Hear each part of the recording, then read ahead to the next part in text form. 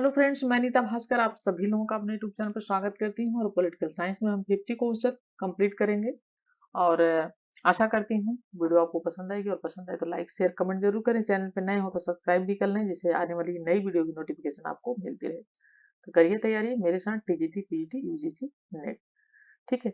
और भी एग्जाम में आने वाले इंपॉर्टेंट क्वेश्चन पॉलिटिकल साइंस के, और पूरी वीडियो जरूर देखें। और इसके साथ साथ लेक्चर वीडियो भी जो है पॉलिटिकल थिंकर्स की, पॉलिटिकल साइंस की, वो भी जरूर देखें। आपको बहुत हेल्प मिलेगी और अपना सेल्फ स्टडी भी करते हैं। चलिए फिर शुरू करते हैं और फर्स्ट क्वेश्चन पे चलते हैं। और फर्स्ट क्वेश्चन है, महात्मा गांधी की समाजवाद की धारणा अधिकतम निकट है, तो किसके अधिक नजदीक है, निकट है महात्मा गांधी की जो समाजवादी धारणा है? राइट ऑप्शन क्या हो जाएगा? ऑप्शन मार्क्सवादी समाजवाद की। ठीक है, ऑप्शन ए हो जाएगा मार्क्सवादी समाजवाद के अधिक निकट है। क्योंकि देखिए, महात्मा गांधी और मार्क्स दोनों ने आधुनिक युग में जो पीड़ित मानवता को अत्याचार का विरोध करे, अपने अधिकारों के लिए क्या किया? लड़ने। ठीक है, अपने अधिकारियों के लड़ने और समानता पर आधारित, ठीक है, समानता पर आधारित समाज जो है कि स्थापना करने की राह दिखाई है। और इन दोनों ने यह आशा व्यक्त की कि मानवीय विकास की उन्नत अवस्था में वर्गहीन और राज्यविहीन समाज का उदय होगा। तो दो किसके अधिक निकट है? मार्क्सवादी समाजवाद की, महात्मा गांधी की जो समाजवाद की धारणा है। ठीक है। नेक्स्ट है, संप्रभुता राज्य की सर्वोपरि इच्छा होती है, यह किसने कहा है? बिलोबी ने, जॉन ऑस्टिन ने, हॉब्स ने, या लास्की ने? राइट ऑप्शन हो जाएगा ऑप्शन ए, बिलोबी ने।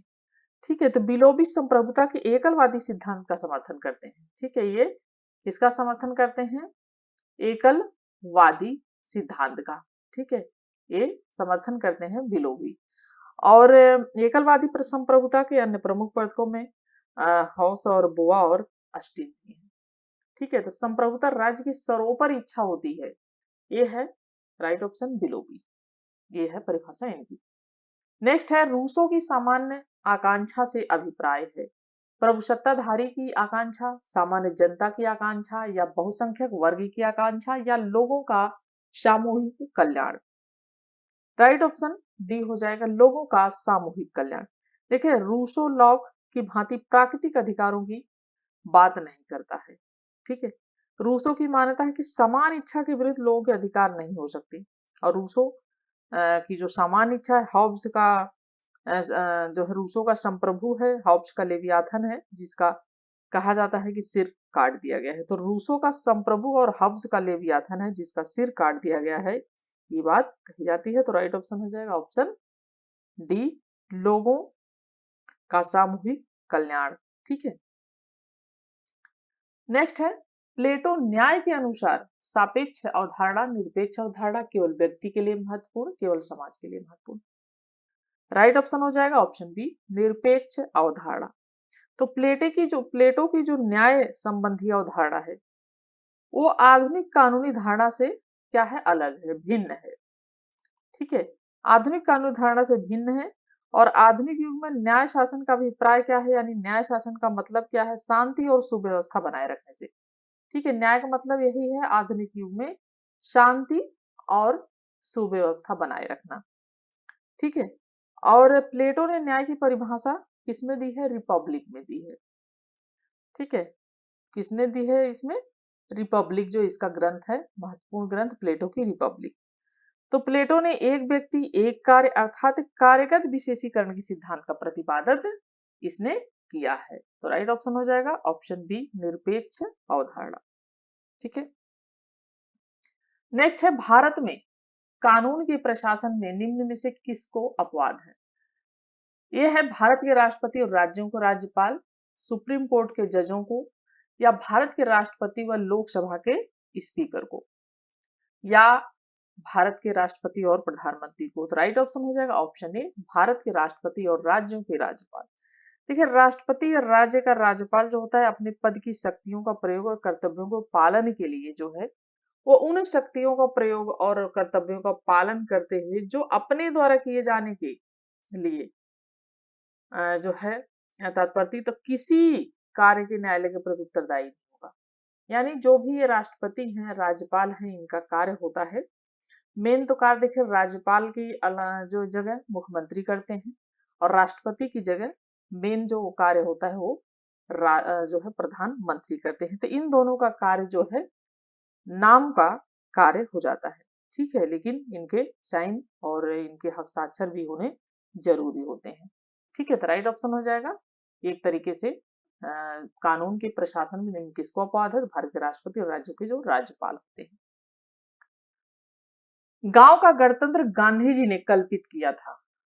भारतीय प्रणाली की तीसरी पंक्ति राज्य के निर्भर अंग, सी है केंद्र और राज्यों में कड़ी या एक स्वतंत्र इकाई, और 6 क्वेश्चन का जो राइट ऑप्शन हो जाएगा ऑप्शन डी हो जाएगा, एक स्वतंत्र इकाई। तो प्रशासन के स्तर पर गांधी जी ने विस्तृत विकेंद्रीकरण, ठीक है, क्या किया था, विस्तृत विकेंद्रीकरण। तो विस्तृत विकेंद्रीकरण का इन्होंने क्या किया, समर्थन किया, ठीक है, ठीक है, समर्थन किया। और उन्होंने यह विचार रखा कि उनका आदर्श राज्य छोटे छोटे आत्मनिर्भर ग्राम समुदायों का संघ होगा, यानी ग्राम जो है छोटे छोटे गांव हैं जो कि सिर्फ आत्मनिर्भर हो, क्योंकि आप जानते हैं गांधी जी गांव के विकास में योगदान देने की ज्यादा कोशिश करते थे और आत्मनिर्भर बनाना चाहते थे। स्वरोजगार की ओर इन्होंने प्रोत्साहित किया कि स्वरोजगार करना चाहिए, आत्मनिर्भर होना चाहिए, और आत्मनिर्भरता को पर ये बल देते थे, ठीक है। तो ग्राम समुदायों का, छोटे छोटे आत्मनिर्भर ग्राम समुदायों का क्या होगा, आदर्श राज्य जो होगा वो संघ होगा। तो एक स्वतंत्र इकाई, ठीक है, इन्होंने कल्पित किया। बहुमत का आतंक का विचार निम्न में से किसने प्रतिपादित किया, Harold Laski, T H. Green, James Mill, J S. Mill, ठीक है। 7 क्वेश्चन और राइट ऑप्शन हो जाएगा ऑप्शन डी, जे.एस. मिल, यानी जॉन स्टुअर्ट मिल पूरा नाम है इसका। तो जॉन स्टुअर्ट मिल ने जनतंत्र को बहुसंख्यकों का अत्याचारी शासन कहा है। तो बहुमत का आतंक का विचार किसने प्रतिपादित किया, तो जे.एस. मिल ने, यानी जॉन स्टुअर्ट मिल ने जो है जनतंत्र को बहुसंख्यकों का अत्याचारी शासन कहा है, ठीक है। राइट ऑप्शन ऑप्शन डी हो जाएगा। 8 क्वेश्चन है, भारत में प्रशासकीय कानून को कानूनी ढांचे की अलग शाखा के रूप में मान्यता मिली 19वीं सदी के आखिरी वर्षों में, 21वीं सदी के प्रथम चौथाई वर्षों में, या 20वीं सदी के मध्य में, या 20वीं सदी के अंतिम वर्षों में। राइट ऑप्शन क्या हो जाएगा, ऑप्शन इसका डी हो जाएगा, 20वीं सदी के अंतिम वर्षों में। तो सर्वप्रथम प्रशासनिक कानून को एक शाखा जो है फ्रांस में माना गया था। कहां पे माना गया था, फ्रांस में सबसे पहले। और भारत में अनुच्छेद 223 जो है 323, ठीक है, 323 के तहत प्रशासनिक ट्रिब्यूनल गठित करने का अधिकार है। तो राइट ऑप्शन हो जाएगा ऑप्शन डी, अंतिम वर्षों में। नेक्स्ट है, एबी डायसी ने कानून के शासन का सिद्धांत अपनी निम्न में से किस पुस्तक में प्रतिपादित किया है, इंग्लैंड में कानून का शासन,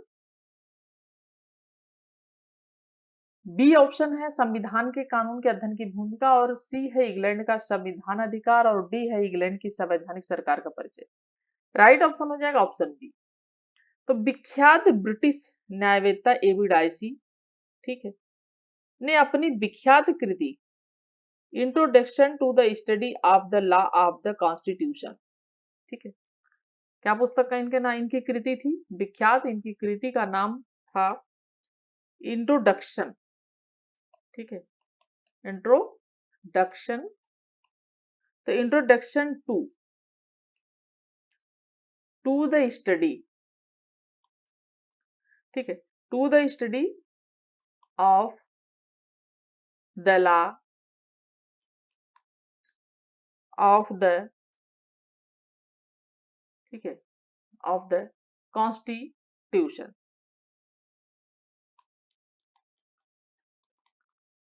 ठीक है, तो ऑफ द कॉन्स्टिट्यूशन, तो introduction to the study of the law of the constitution. तो ये है इनकी विख्यात कृति किसकी, एबी डायसी की। और संविधान के कानून की यानी अध्ययन की भूमिका। और 1855 ईस्वी के अंतर्गत इंग्लैंड के संविधान को विधि के शासन की संज्ञा दी है, और परंतु आगे चलकर यह संवैधानिक शासन का प्रमाण बन गया। तो राइट ऑप्शन हो जाएगा ऑप्शन बी। ठीक है, ये बुक का नाम जरूर याद रखें, introduction to the study of the law of the constitution. 10 question है, संघीय प्रणाली में एक स्वतंत्र न्यायपालिका का होना अनिवार्य है संघीय सरकार को नियंत्रण में रखने के लिए, राज्य सरकारों को नियंत्रण में रखने के लिए। सी है केंद्रीय और राज्यों के परस्पर झगड़ों के निपटारे के लिए, और डी है लोगों की स्वतंत्रता को सुरक्षित रखने के लिए। राइट ऑप्शन हो जाएगा, ठीक है, ऑप्शन सी हो जाएगा, केंद्रीय और राज्यों के परस्पर झगड़ों के निपटारे के लिए संघीय प्रणाली में एक स्वतंत्र न्यायपालिका का होना अनिवार्य है। यानी केंद्र और राज्यों के बीच आपस में जो झगड़े होते हैं किसी विधि के लेके, कानून के लेके, तो विवादों का निपटारा कौन करता है? स्वतंत्र न्यायपालिका करती है। तो देखिए, सर्वोच्च न्यायपालिका संघ और राज्य के बीच उठने वाले विवाद जो है उसका क्या करती है? निर्णय करती है। ठीक है, और इसका अधिकार क्षेत्र सामान्यतः होता है संविधान की सर्वोच्चता की रक्षा करना। वास्तव में तो इसका अधिकार क्षेत्र संविधान की जो सर्वोच्चता उसकी रक्षा करना है।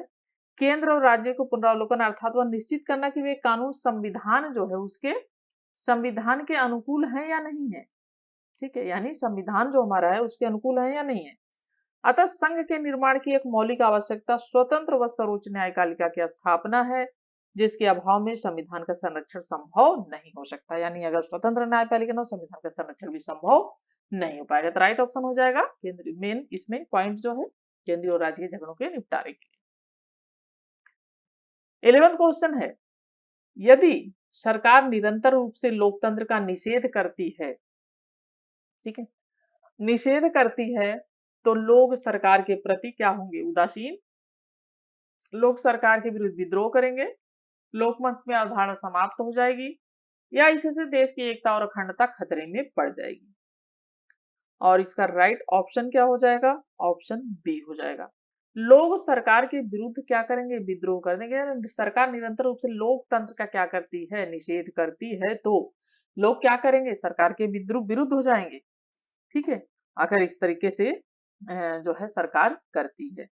ठीक है, क्योंकि लोगों के द्वारा ही सरकार चुनी जाती है। नेक्स्ट है, प्रेस लोकमत का बहुमत का प्रभावशाली साधन बन सकता है यदि यह सरकारी नीतियों के प्रति प्रतिबद्ध है, यह स्वतंत्र एवं निष्पक्ष है, यह कमजोर वर्गों के हितों का पक्षपात करती है, यह सरकारी नीतियों की पूरी तरीके से आलोचना करती है। राइट ऑप्शन क्या हो जाएगा इसका? ऑप्शन हो जाएगा इसका बी, यह स्वतंत्र एवं निष्पक्ष है। देखिए, लोगों की स्वतंत्रता की रक्षा के लिए स्वतंत्र प्रेस का भी क्या होता है? विशेष महत्व होता है। ठीक है, लास्की कहता है कि वे लोग जिनके पास विश्वसनीय समाचार उपलब्ध नहीं है, उनकी स्वतंत्रता का आधार शीघ्र ही समाप्त हो जाएगा। ठीक है, लास्की ने बात कही है कि वे लोग, ठीक है, कौन लोग? वे लोग यानी सभी लोग, तो वे लोग जिसके पास विश्वसनीय अगर समाचार उपलब्ध है, जैसे हमारे पास समाचार जो आ रहा है, जो हम समाचार न्यूज देख रहे हैं, न्यूज चैनल, ठीक है, अगर वो विश्वसनीय नहीं है तो उनकी स्वतंत्रता का आधार शीघ्र ही क्या होता है? समाप्त हो जाता है। यानी प्रेस को क्या होना चाहिए? वह स्वतंत्र एवं निष्पक्ष होना चाहिए। ठीक है, चलिए 13 क्वेश्चन है, समानुपातिक प्रतिनिधित्व प्रविधि विश्वस्त करती है अल्पसंख्यकों का उपयुक्त प्रतिनिधित्व, बहुसंख्यकों का अधिक मात्रा में प्रतिनिधित्व, निचले वर्गों का उपयुक्त प्रतिनिधित्व, या डी है देश के विभिन्न देशों का समानुपातिक प्रतिनिधित्व। तो राइट ऑप्शन क्या हो जाएगा? ऑप्शन हो जाएगा ए, अल्पसंख्यकों का उपयुक्त जो है प्रतिनिधित्व। समानुपातिक प्रतिनिधित्व प्रविधि क्या विश्वास करती है? ये करती है अल्पसंख्यकों का उपयुक्त प्रतिनिधित्व। ठीक है, और नेक्स्ट है, सामुदायिक दबाव गुटों का मुख्य कार्य है मांगों का स्पष्टीकरण, मांगों का नियमन, या मांगों का समुचीकरण। ठीक है, और या है मांगों का संप्रेषण। राइट ऑप्शन क्या हो जाएगा? ऑप्शन सी हो जाएगा, मांगों का समुचीकरण। देखिए, माइनर विनर ने कहा है, किसने? Minor winner. ठीक है, माइनर विनर ने कहा है कि माइनर विनर के शब्दों में दबाव समूह, ठीक है, दबाव समूह। दबाव समूह अथवा हित समूह से हमारा तात्पर्य या हमारा मतलब ऐसे किसी ऐच्छिक रूप से संगठित समूह से है, यानी कोई ऐसा ऐच्छिक संगठित, ठीक है, समूह से है, ठीक है, जो सरकार के संगठन से बाहर रहकर सरकारी अधिकारियों की नियुक्ति, सरकारी जो नीतियां हैं, ठीक है, सरकारी नीति इसके प्रशासन और इसके निर्णय को क्या करता है, प्रभावित करता रहता है, ठीक है, उसे प्रभावित करता है। ये हो जाएगा सामुदायिक दबाव गुटों का मुख्य कार्य है मांगों का समुच्चीकरण, ठीक है, राइट ऑप्शन ऑप्शन सी हो जाएगा। नौकरशाही है, 15 क्वेश्चन है। एक प्राचीन संस्था, एक आधुनिक संस्था, मध्यकालीन सामंती प्रणाली की पैदावार, ब्रिटिश द्वारा भारत में निर्मित। नौकरशाही क्या है? राइट ऑप्शन हो जाएगा ऑप्शन सी, मध्यकालीन सामंती प्रणाली की पैदावार। पिफनर, ठीक है, पिफनर ने कहा है कि नौकरशाही व्यक्तियों और कार्यों का एक ऐसा क्रमबद्ध संगठन है, ठीक है, क्या कहा है कि नौकर जो शाही है, ठीक है, वो व्यक्तियों और किसका, कार्यों का, वह कार्यों का एक ऐसा क्रमबद्ध संगठन है जिसकी रचना इस दृष्टि से की जाती है कि सामूहिक प्रयत्न के उद्देश्य को सबसे अधिक प्रभावकारी रीति से प्राप्त किया जा सके, ठीक है। तो व्यक्तियों और कार्यों का जो है ये एक ऐसा क्रमबद्ध संगठन है जिसकी रचना इस दृष्टि से, यानी इसकी रचना इस दृष्टि से की जाती है कि जो सामूहिक प्रयत्न है, जो उद्देश्य है, सबसे अधिक प्रभावकारी रीति से प्राप्त की जा सके। तो मध्यकालीन सामंती प्रणाली की पैदावार मानी जाती है, ये है नौकरशाही, ठीक है। और 15 क्वेश्चन कंप्लीट हुए और आशा करती हूँ वीडियो आपको अच्छी लगी होगी, पसंद आई होगी। पसंद आई हो तो लाइक शेयर कमेंट जरूर करें, चैनल पे नए हो तो सब्सक्राइब कर लें। नेक्स्ट वीडियो में आप सभी से मिलती हूँ, तब तक के लिए आप सभी लोगों का धन्यवाद। Thank you for watching video.